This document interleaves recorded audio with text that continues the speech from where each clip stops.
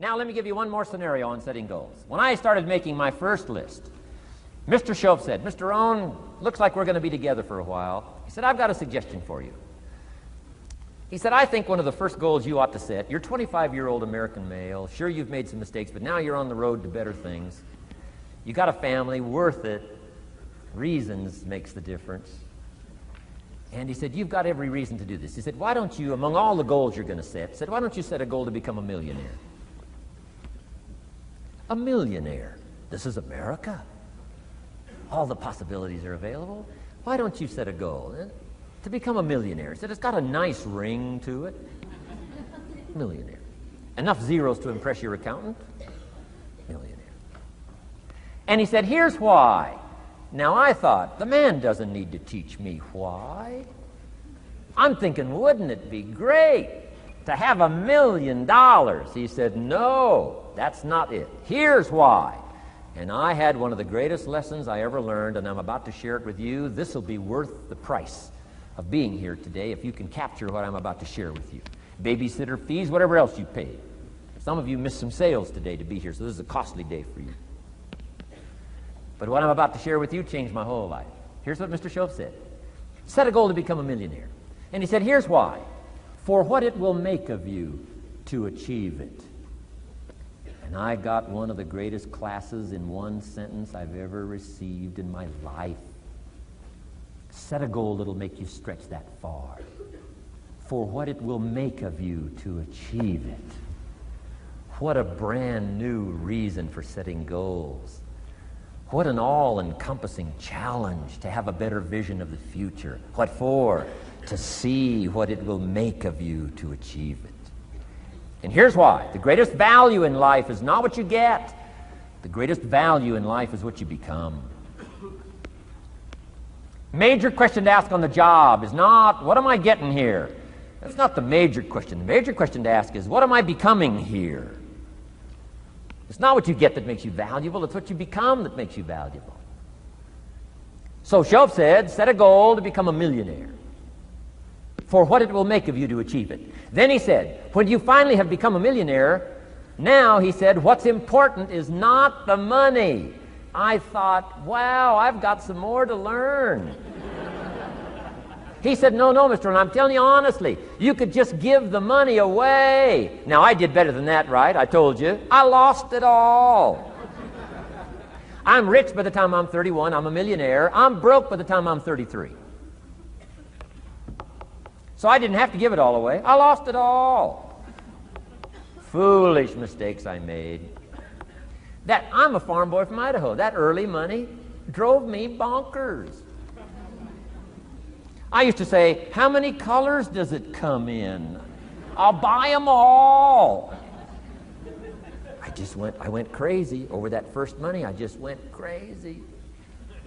And then I made that one foolish mistake, right? Continuing guarantee. I mean, I'm so naive off the farm. I don't know what continuing means. And a few other mistakes. And by the time I'm 33, I'm broke. Now I've made and lost millions since then. But what an experience that was. And I'm telling you, the man was right. When I finally was broke at age 33, guess what I discovered? My money did not mean that much. It represented only a fraction of all my assets. Shoaff said, once you become a millionaire, Mr. Rohn, you can give all the money away. Because he says, what's important is not the money. What's important is the person you've become. Now, let me give you the key phrase on setting goals. Set the kind of goals that will make something of you to achieve them. Set the kind of goals that will make something of you to achieve them.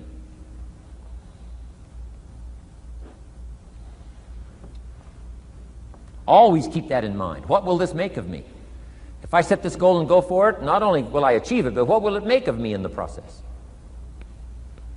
What a whole new concept on setting goals. Now, there's two parts to this, and then we're wrapping up goals. Here's the first part now in this goal setting for what you become. Number one, don't set your goals too low.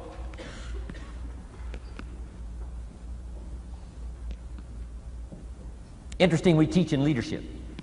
You'll find it on the cassettes. Don't join an easy crowd. You won't grow. Go where the expectations are high. Go where the demands are high. Go where the pressure's on to perform, to grow, to change, to develop, to read, to study, to develop skills. I belong to a small group. We do business around the world. You cannot believe the expectations at that level. What we expect of each other in terms of excellence, far beyond average. Why? So that we can each grow, so that we can receive from the group, we can contribute to the group, something unprecedented. It's called living at the summit.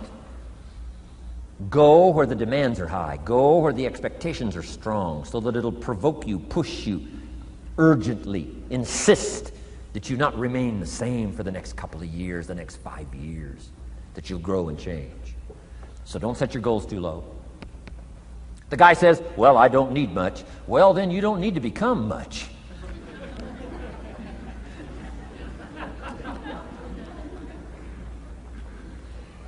Now, here's the last part on setting goals. Don't compromise. Don't sell out. There were some things I went for back in those early years that I paid too big a price for. If I'd have known how much it was going to cost me, I never would have paid, but I didn't know. So don't sell out. Ancient phrase says, count the cost, count the cost, count the cost.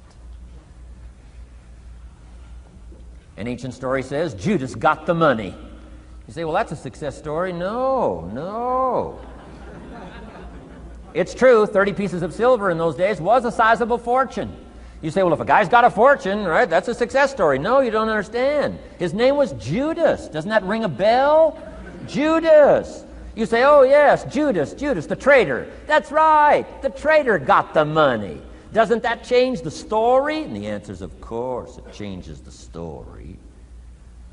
Interestingly enough, after Judas gets the money from becoming a traitor, he's got the money in his hot little hand, and now he's unhappy. Somebody says, well, if you had a fortune, how could you be unhappy? Well, he wasn't unhappy with the money. He was unhappy with himself. Key phrase, the greatest source of unhappiness is self-unhappiness. The greatest source of unhappiness doesn't come from outside. The greatest source of unhappiness comes from inside. And here's where the erosion starts, doing a little less than you could. That's where the beginning little infection of unhappiness starts, doing a little less than you can, not feeling that good about yourself. So don't let that happen.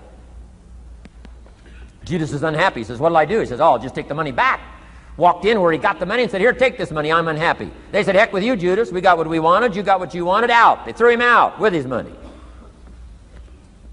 Judas says, well, what'll I do now? He says, oh, clever. Should have thought of this first. I'll just throw the money away. And he proceeded to throw his fortune away. Why would he throw his fortune away? He was so unhappy with himself.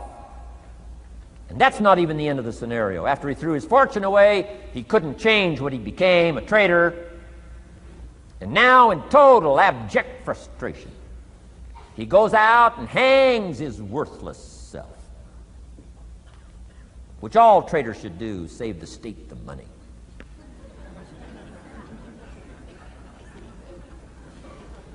Why such a tragic end? Because he was so unhappy with himself. He sold out. He paid too big a price. Ancient script sums it all up and said, what if you gained the whole world and it cost you your soul? Too big a price to pay if you got the whole world. Don't sell out. Don't compromise your values. Don't compromise your virtues. Don't compromise your philosophy. Key. Here's the key word, beware. If Judas could speak back, he'd probably say beware. Two good words from ancient script. One, behold, the positive word. Behold the possibilities, behold the opportunity. Behold the drama, behold the awesomeness, behold the uniqueness. Behold the majesty, behold.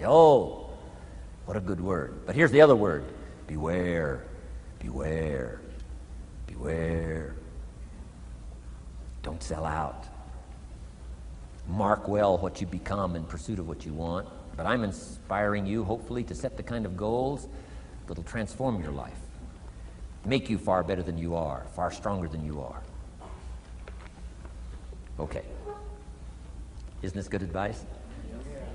This is such good stuff. I should have paid to get in, right? Fabulous.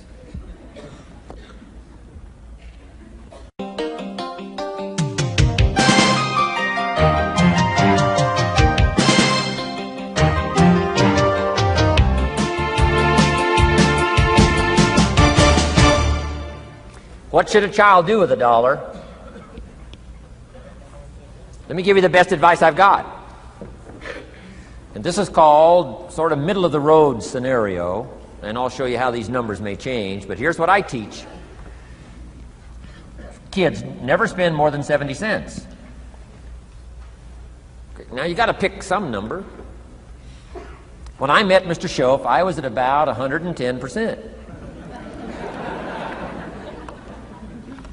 But remember this, if your outgo exceeds your income, your upkeep becomes your downfall. Good little scenario. So here's the number that I found works best in developing a good financial plan. Never spend more than 70 cents out of every dollar from now on. Now kids ask me what? What do you do with the other 30 cents? Here's my best advice. 10 cents, charity. 10% charity. Supporting worthy projects, helping people who cannot help themselves. Some churches teach tithe, peace, portion. Turning back part of what you take out. Excellent, excellent philosophy. That's what that 10% is. And nothing teaches children responsibility and character better than generosity. No school, no class, no teacher can teach character better than the simple act of generosity. 10 cents out of every dollar. Now you can pick your own number. I'm just giving you my best scenario. Now the time to start this is when the amounts are small. Easy to give a dime out of $1. I'm telling you, kids will give you 10 cents out of every dollar if it's part of their philosophy, if you sell them on it. And that's the time to start, when it's easy, 10 cents out of $1. A little harder to give 100,000 out of 1,000,000. Someone says, oh, if I had $1 million, I'd give 100,000. I'm not that sure.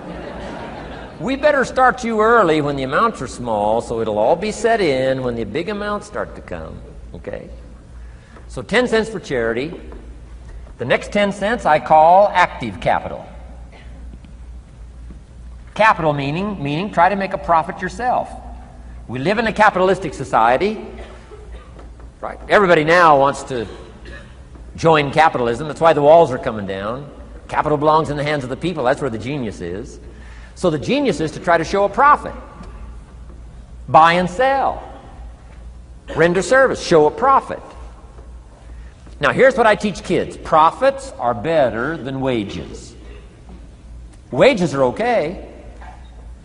But wages help you make a living. Profits help you make a fortune. The key is to just understand philosophically a little simple economic scenario. And there's all kinds of ways to make a profit. I'm working on a new book. Here's what it's called. I think it's going to be called, Of Course Kids Should Pay Taxes. It's going to be an interesting book.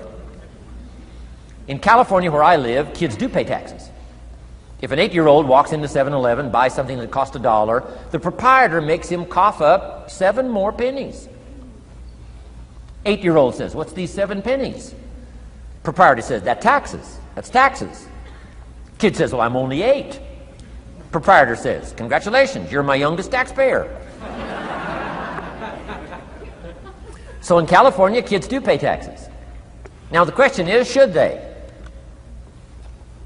Now the title of my book is, Of Course Kids Should Pay Taxes. You got it.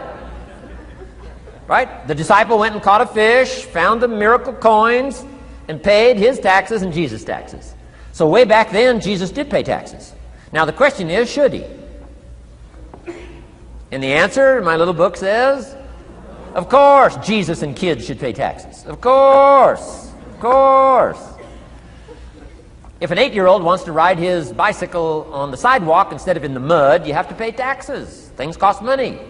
Got to pay taxes. Aircraft carriers keep tyranny over there instead of over here. Aircraft carriers cost money. It's expensive to run this whole show.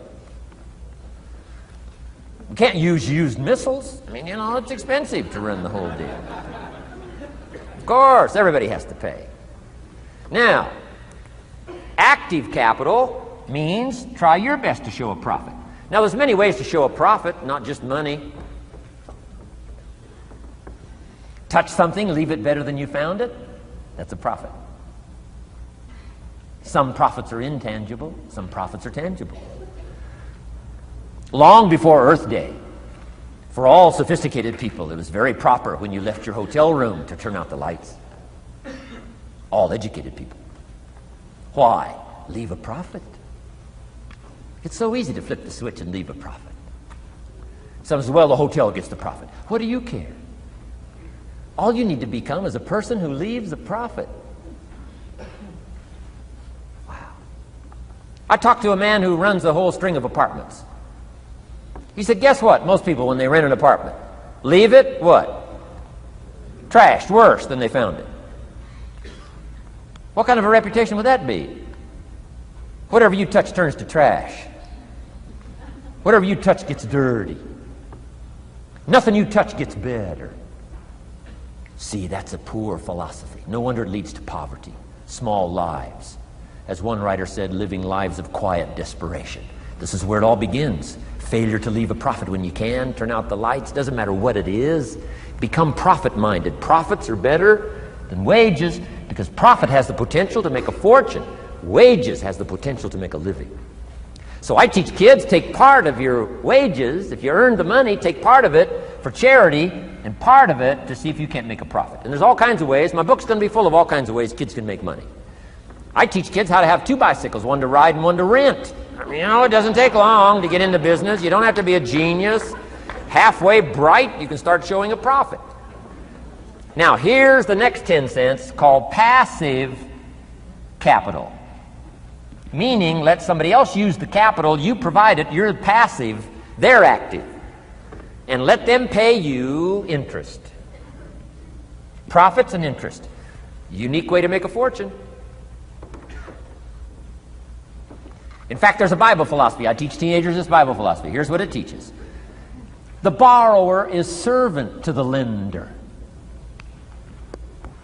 Wow. So where is the power position? Not a spender, a lender. And if I've taught teenagers well, if you ask them, among some of the things you want to be, you know, when you grow up, you know, as years pile on, what would you like to be? I'm telling you, among some of the things that they would like to be, if they've sat in on my classes or gotten some of my material, they will say, I want to be one of them lenders. Powerful position. Let somebody else use your capital. Some projects require more capital than any one person has. So we've got capital pools, whether you put it in a financial institution or whatever, right? Earn an interest, earn a profit, right? Buy a car and sell it for more than you paid for it. Why? Because you leave it better than you found it. Touch something and leave a profit. Okay? It's not just wrapped up in money and economics. This helps to teach all other scenarios of life on profit and capital and expenditures, what to do with your time and what to do with your life, and as well as what to do with your money. Okay? Now this little scenario I call the ideal. Now here's what's important. To set up the ideal and work toward it. Because at first you may not be able to do these numbers. Some people are in such desperate situation currently, they got to go 97, 1, 1, and 1. I mean, you know, I had to start there. Start with pennies. And remember, it's not the amount that counts. Mr. Shoaff gave me the clear situation. Here it is. It's not the amount that counts, it's the plan that counts. When I met Mr. Shoaff, I'm 25 years old. I said to him, if I had more money, I'd have a better plan. He said, no, Mr. Rohn, if you had a better plan, you'd have more money. 6 years? 6 years? In America, 6 years? Come on, it's not the money, it's not the amount, it's the plan that counts. So set up an ideal plan like this. Now you can rearrange this and modify it to suit yourself. I'm just giving you here as an example. So set up the ideal and then start making progress toward it. Okay. Because finally these numbers are going to change if you move on up into the higher area. right? The people I work with around the world couldn't spend 70 cents out of every dollar. Would be obscene. That'd be too much. So these numbers are bound to change. I don't know what mine are. Probably 20% up here. A lot larger numbers down here. Okay? So these numbers can change. I'm just offering you a good sample philosophy. Remember, philosophy is the set of the sail. The economy is not the set of the sail for you. For you, the set of the sail is your own philosophy, your own thinking, your own plan, your own concept. Don't borrow somebody else's plan. Don't borrow somebody else's concept. Don't borrow the concept, spend all you can, cross your fingers and hope for the best. Don't borrow that. Develop your own philosophy, and I'm telling you, it'll lead you to unique places. Now, the rest of a lot of this is on the cassette tapes, but let me just give you 2 or 3 more pieces of the scenario here. Then I want to talk about communications, and then we're going to wrap it up. Okay. Here's 2 or 3 more parts to financial independence. Number 1, keep strict accounts. This is the best of disciplines. Keep strict accounts.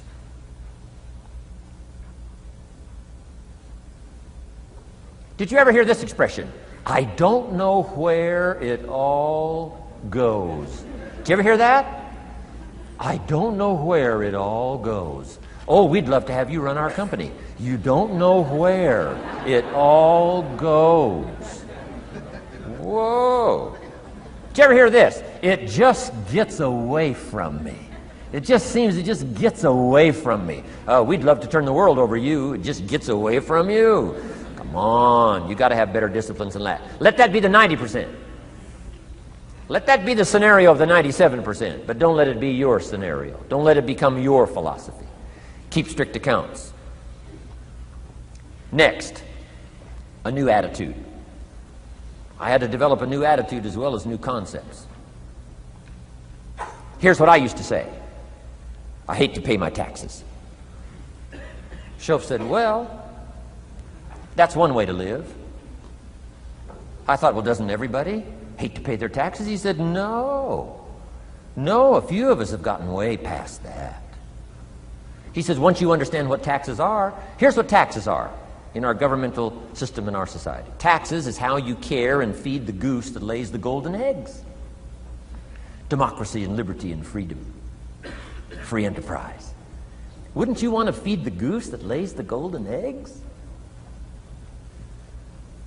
Somebody says, well, the goose eats too much. That's probably true. I understand that.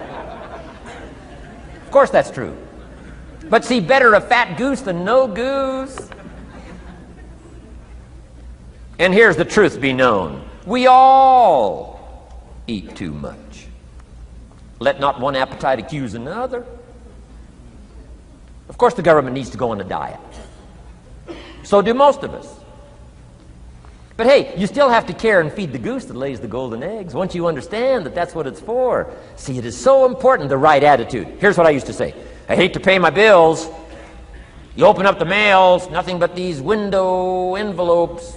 Bills. I hate to pay my bills. Shoaff said, well, that's one way to live. I said, well, doesn't everybody hate to pay their bills? He said, no, some of us are way beyond that. I said, is it possible to love to pay your bills? He said, yes. Reduce your liabilities? Increase your assets? Wouldn't you love to do that? So start a whole new attitude here. Next time you pay $100 on an account, put a little note in there and say, with great delight, I send you this $100. I mean, they don't get many letters like that. Reduce my liabilities, increase my assets. My picture's changing. My picture's improving. I love to pay my bills. Keep the money in circulation. Pay my taxes. Feed the goose that lays the golden eggs. It's a matter of attitude. And here's the last on attitude. Everybody must pay. Of course, life is called opportunity, but life is called price. But we must all pay. We must all share. One of the classic stories of all time from ancient Bible script says, Jesus one day and his disciples were standing by the church treasury, synagogue treasury, watching people as they came by and put their offering in the treasury. That wouldn't be a bad idea. Jesus and his disciples standing by the treasury while everybody walks by. Jesus says, how much was that? How much was that? Interesting. And the story said some people came by, put in big amounts. Some people came by, put in modest amounts, average amounts. And the story says, then a little lady comes by and puts in 2 pennies in the treasury. Jesus says to his disciples, look at that. Look at that. His disciples said, 2 pennies, 2 pennies. What's 2 pennies? Jesus said, no, you don't understand. She gave more than everybody else. They said, 2 pennies is more than everybody else? He said, yes. Because I'm certain that her 2 pennies represented most of what she had. And if you give most of what you have, then you've given the most. Wow. What a lesson to learn. It's not the amount. It's what it represents of your life that counts. Now let me give you the wisdom of the scenario that did not occur. And this is the greatest of wisdom. And in my own particular, peculiar brilliance, I have the ability to record for you what was not recorded in the scenario of the story.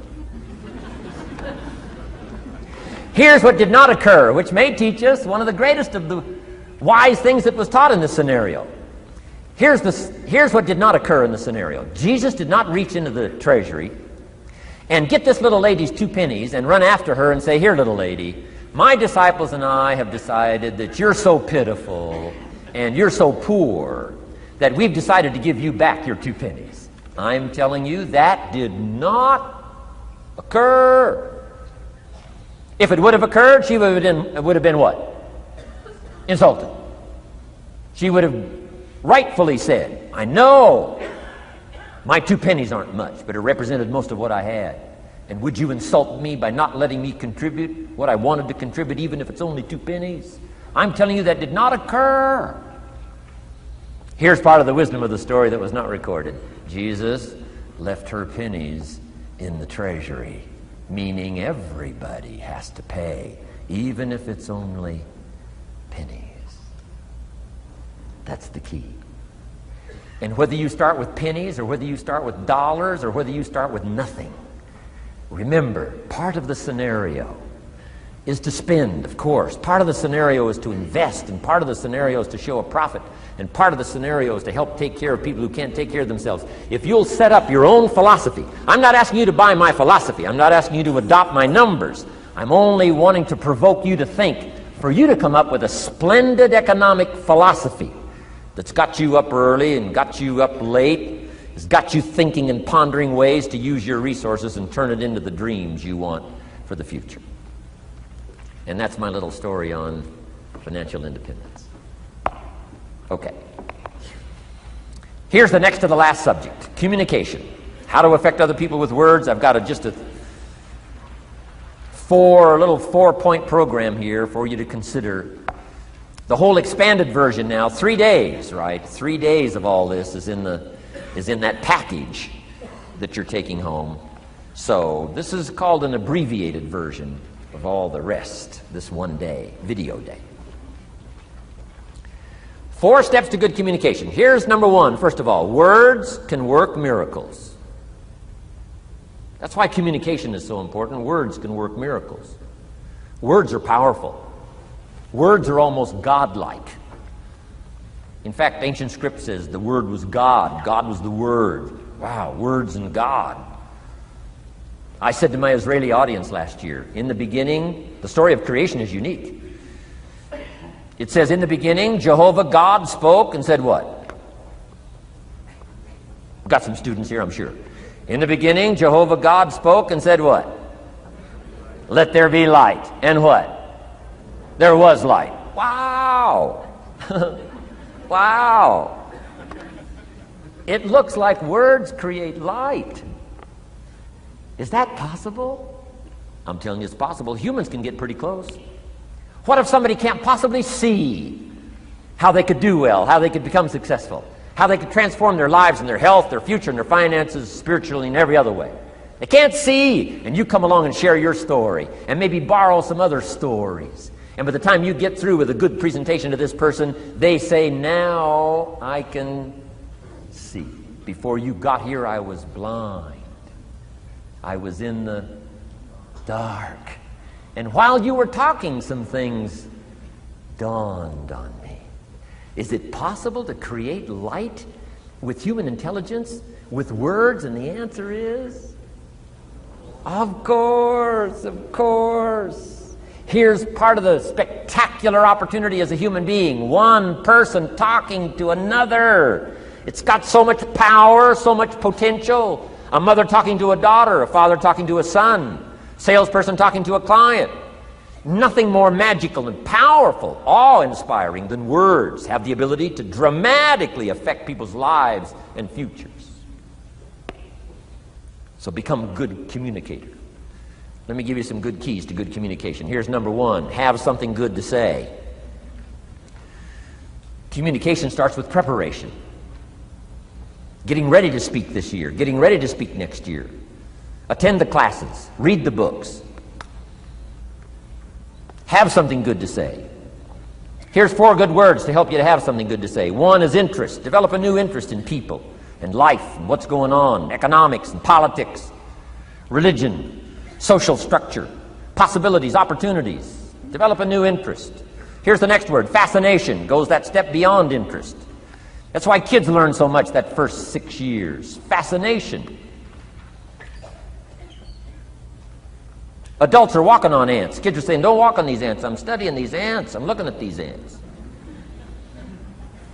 Kids are so fascinated. How come an ant can carry something bigger than he is? Wow. That's how come they learn so much. They're fascinated. And here's another little clue I've learned. Turn frustration into fascination if you can. You'll learn more. I've worked on this. I'm pretty good at it. Out in Los Angeles, I'm on the freeway. My airplane leaves in 45 minutes. The traffic is moving not 1 inch. I am now fascinated. I'm telling you. Now, it doesn't work every time. That's true, but every time it does work, I'm telling you, you'll come away with more. Learn to be fascinated instead of frustrated if you possibly can. Turn that little scenario on for yourself. Next is sensitivity. You got to understand, we use the phrase, where people are coming from, where they've been, what's going on. Sensitivity training is so important. People not like you, people that have got challenges and problems and difficulties, you got to do your best to be sensitive to other people, where they find themselves, the pit they might be in currently, what's going on. Be sensitive to that. Here's 2 of the greatest things said about Jesus. 1, it said he was touched. He was touched by where he found some people. He was touched by the misery he found some people in. He was touched. He was touched. And here's the other word. He was moved, it said. He was moved, touched and moved. If you really want to communicate well, you've got to be touched and moved. Not just by your own drama of life, but by the drama you know is going on in other people's lives. Sensitivity. How does an adult 40 talk to a child who's 12? You got to be sensitive. Not just to your current situation. One of the best ways to identify with a child who's 12 and you're 40 is remember when you were 12. Go back, remember the scenario and let it hit you again, let it touch you again. I don't have any problems with 12-year-olds. I remember almost every day of being 12. 12's a unique year. 1, you're not 13. I mean, you know. If I heard it once, I heard it 100 times. Of course you can't go, you're not a teenager. Wow, I can't wait for this year to be finished. Remember, that's part of sensitivity. Remember. Apostle. One who became an apostle, leader of the Christians, was once Saul from Tarsus, hater and killer of the Christians. After he was converted, became a leader, became Paul apostle, revered. Why was he so effective in his language, in his ability to touch people with his words and with his presence? If you read part of the scenario of his history, he gave an account of his own life and said, here's why I think I'm so effective. I remember the pit I came from. Sure, they call me apostle, but I used to kill these Christians, and I never forget that. If I want to get in touch with other people's difficulty, I got to remember my own difficulty. let it hurt again. That's what makes a good performance. A good actor, a good actress, the emotion close to the surface from the remembrance of things past. And then well-chosen words delivered with emotion, powerful. The last word is knowledge. You just got to go through exercises like this. Take the notes, work hard, roll up your sleeves, go to work. Gather the knowledge in journals, gather the knowledge in notebooks, gather the knowledge in a library and cassettes and videos and every other means. Gather knowledge. Don't be lazy in learning. A major part of communication is preparation. Now here's the next part of good communication. Say it well. One is having something good to say, and number two is saying it well. Let me give you a quick list on saying it well. Number one, sincerity. Best place to start if you want to communicate well is let your sincerity show. Next is repetition, the mother of skill.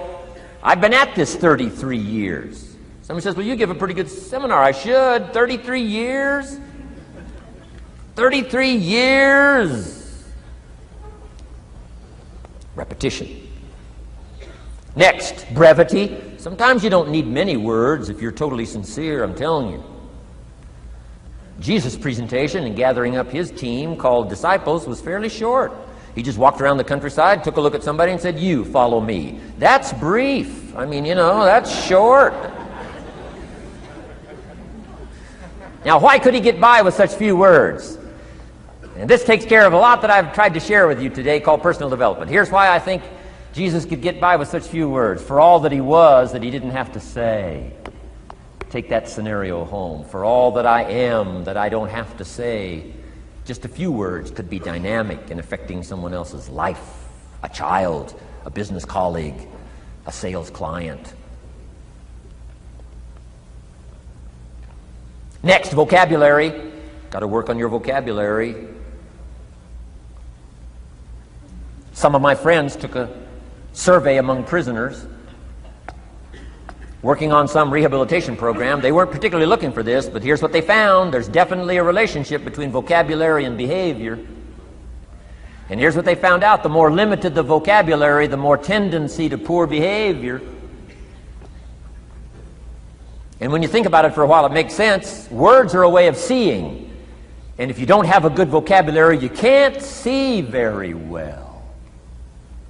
Can you imagine the mistakes in judgment when you can't see very well? Next, words are a way of expressing what's going on in your head, what's going on in your heart. What if you can't see well and you can't express well? You can imagine the tragic scenario of 5 years of that, 10 years of that, 20 years of that showing no improvement. Behavior now becomes a major problem. And that person's world gets smaller and smaller and smaller. Why? They can't see and they can't express. And finally, they don't need much bigger place than a 10 by 12 cell. Their world is so small anyway, don't need much bigger place. I'm asking you to stretch your vocabulary. I used to put words up on a 3 by 5 card. I drove a lot back in those days, but at the end of the day, I'd mastered 2 or 3 words. My oldest daughter, Linda, with my grandkids, starts the day with what's called the word for the day. She writes it on a chalkboard, the word for the day.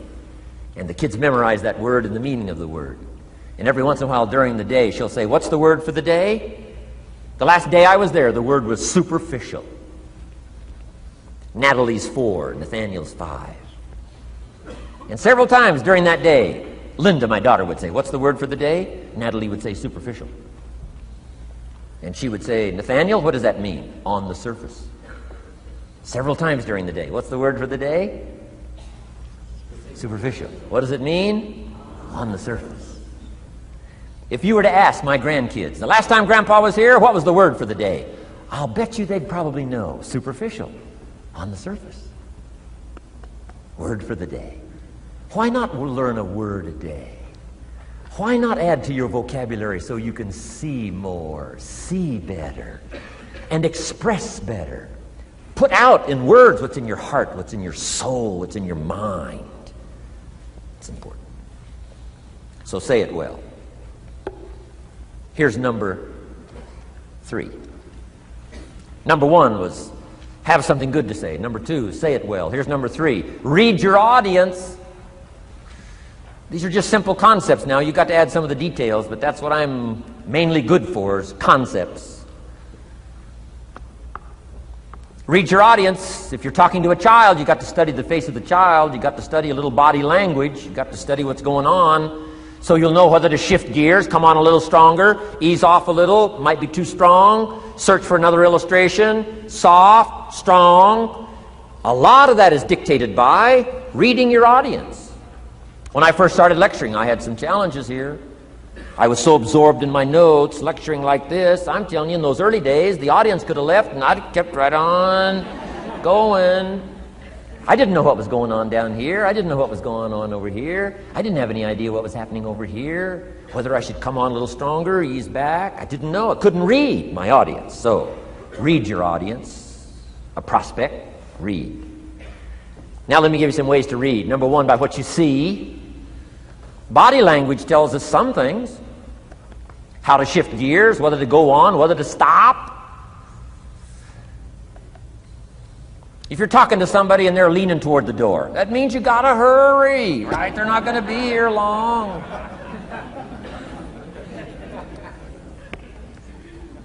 Body language. Guy's got his arms folded, chin tucked down. You got your work cut out for you. You're gonna have to reach deep in your bag. Find some extraordinary stories. This one's not going to be easy. What tells you that? Reading what you see. Here's the next one. Read what you hear. You've got to read a child's impatience. Kids don't mind telling you whether they're bored or impatient. Kids' attention span is short. Doesn't last long. You've got to get it said. You start talking to a child, 30 seconds they say, "How long is this going to take?" Whoa! Read. Listen. Listen for the response. Now you'll know whether to shift gears, change your language, find a new illustration, soften, stronger. Read your audience. Read what you see, read what you hear. And here's one of the most important. Read what you feel.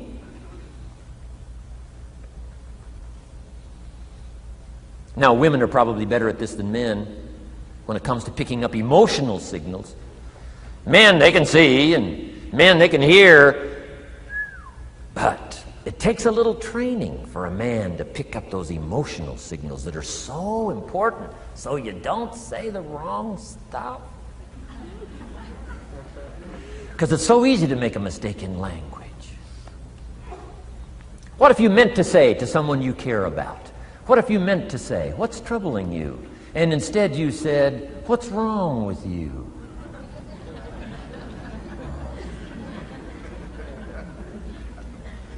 Communication. So read the emotional signals. If we could learn from the women on this emotion. Women have this uncanny antenna picking up this stuff. Woman says, "Doesn't feel right." I mean, what does that mean? It doesn't feel right. It doesn't feel right. Whoa. Women have got it though. Seems to be built in. Especially danger. Women pick it up quicker than men. It's built in, I think. Way back, right? Man was the provider. Mama was the protector at home. So she picked up this scenario of danger, I think, these signals. But they are good. In the middle of the night, Mama wakes up. The baby cries. Mama wakes up. Papa sleeps. The faintest cry. Mama's awake. Or she nudges her husband and says, go look, something isn't right." He says, "What do you mean it isn't right?" She says, "No, go look." He said, "Hey, everything's okay." She says, "Go look." He says, "Okay." And he gets out of bed, goes downstairs. The front door is open. How did she know that? We don't know. I mean, she just knows. She just knows. But I'm telling you, it's so valuable in communication to be able to pick up the emotional signals as well as what you see and as well as what you hear. It's so important. But women are good. Ancient scenario says this: there are shepherds and there are sheep. and there are wolves. What a good life scenario. But it doesn't stop there. This ancient scenario says also, some wolves are so clever, they've learned to dress up like sheep. Now you got to have a woman. Got to have a woman. Man says, looks like a sheep, talks like a sheep. Woman says, ain't no sheep. Take my word for it. Well, they know.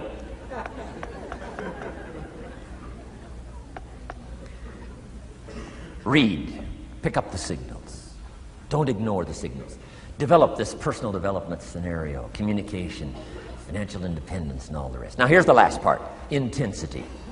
Words mixed with emotion. Words mixed with hate. Words mixed with love. Words mixed with faith. Words mixed with courage. That's what's powerful. Words have a certain effect, but words loaded with emotion have an incredible effect. If I had a little straight pin, a guy buys a shirt, it's got all these little pins in it. I take out all these pins. If I took one of those little straight pins and I threw it at you, and let's say it reached you and hit you in the face or hit you in the hand, you'd feel it. This little straight pin, you'd feel it. That means I got you with my words. But what if I took that little straight pin and wired it to the end of an iron bar, about that long? See, I could drive that pin through your heart. The pin is the words, the iron bar is the emotions. The emotions. Here's the best I could share with you. Put more of you into what you say. Don't be casual in language. Don't be casual in words. Casualness leads to casualties on the freeway and in communication. Don't be lazy in learning good communication. And put more of you. Now here's the last thought. The emotions must be measured. It can't be too much for the occasion if it's not called for. In leadership we teach, don't shoot a cannon at a rabbit. It's effective, but you've got no more rabbit.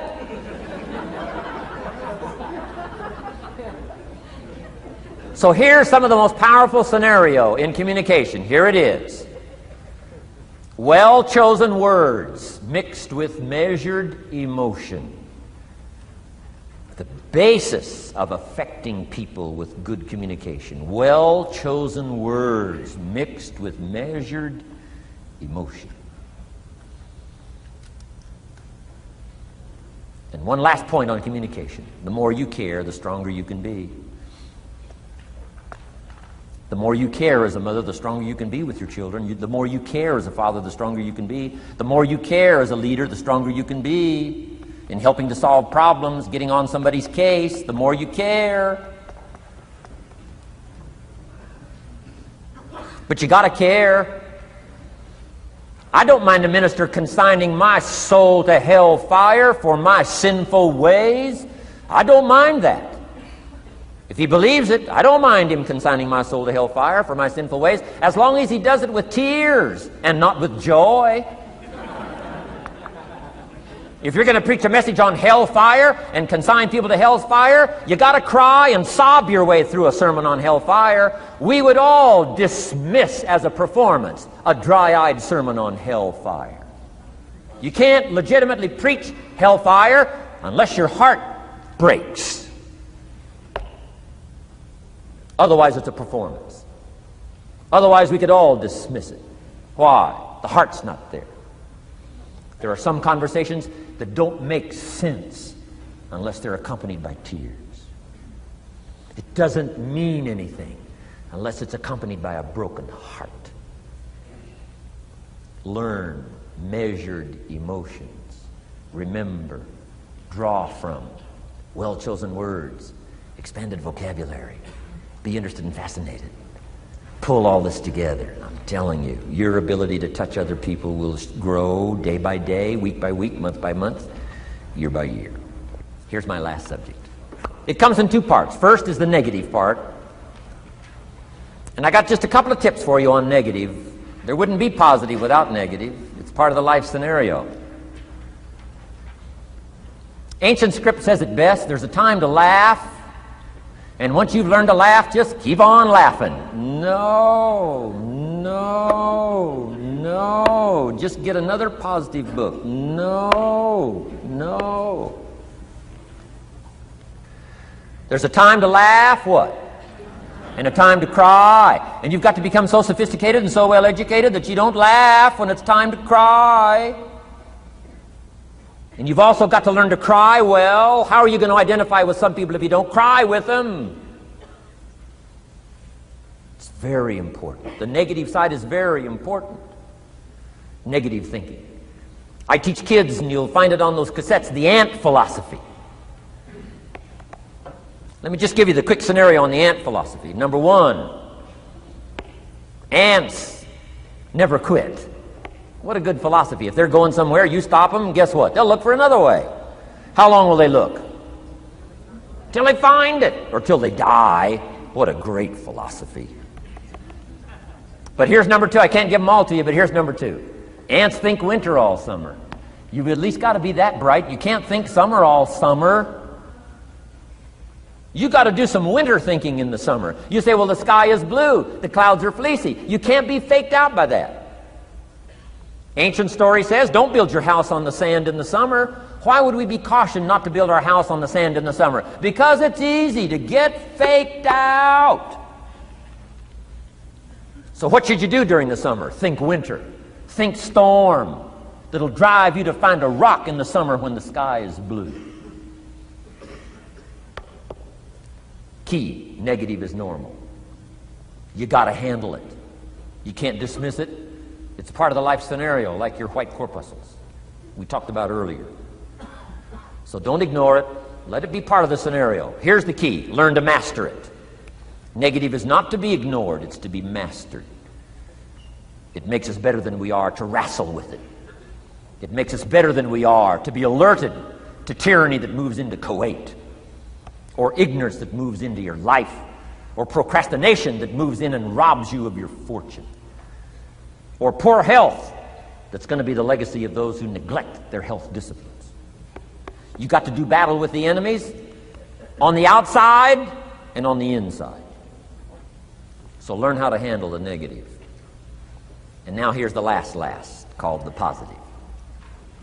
Let me give you the day that turns your life around, as quickly as I can. I got 4 parts to the day that turns your life around, and then we're finished for the day. Number 1, disgust. Disgust.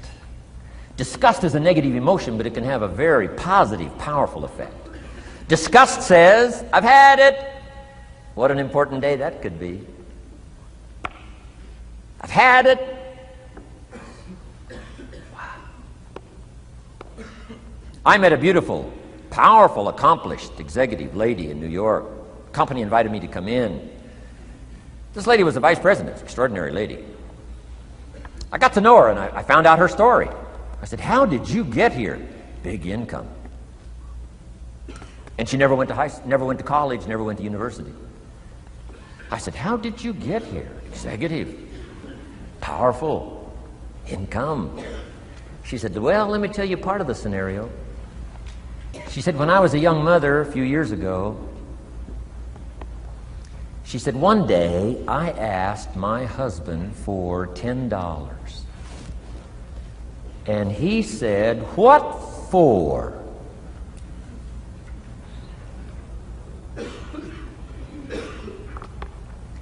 She said, before that day was over, I decided I would never, ever ask again. She said, I started studying opportunity, found it, took the classes, put myself through the schools, did the scenario. Now I'm vice president. I make a lot of money. And she said, I kept my promise. I've never, ever had to ask again.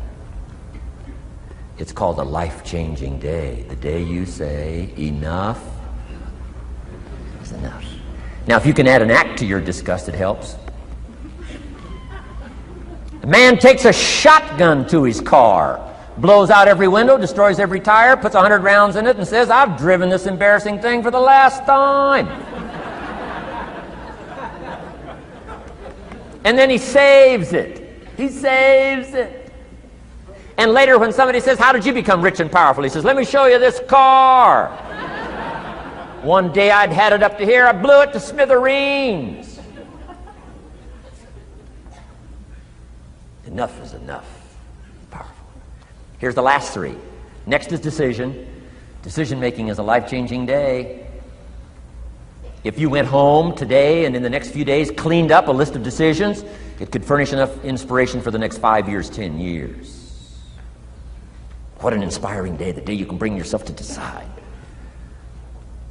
And here's the third one, desire, wanting to bad enough. Who knows the mystery of that? We don't know. But here's something I do know. Sometimes desire waits for a trigger, waits for something to happen. Who knows what the happening may be? A song, the lyrics, a movie, the dialogue, a seminar, a sermon, a book, an experience, confrontation with an enemy, a conversation with a friend who finally levels with you. Whatever the experience it is, it's so valuable. And here's my best advice. Welcome all experiences. You never know which one is going to turn everything on. Don't put up the walls. The same wall that keeps out disappointment keeps out happiness. Take down the walls. Go for the experience. Let it teach you. And here's the last one. Resolve.